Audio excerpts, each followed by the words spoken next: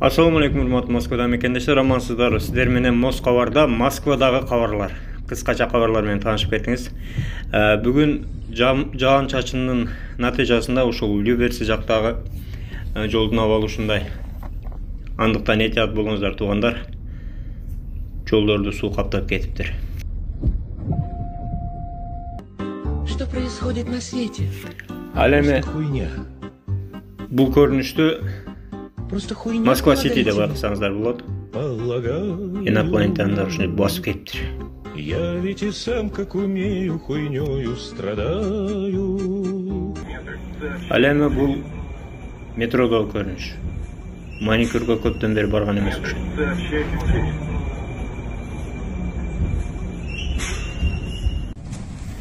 Туугандар, мекенге бара жатканда багажда сумкаларды өтө жакшы көрүңүздөр. Болбосо мынтип жабыркап барышы мүмкүн мекенге жеткенде.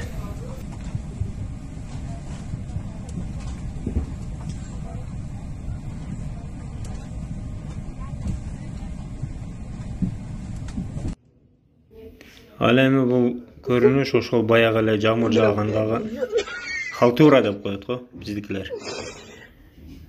Халтурить этишип атат мына туугандар.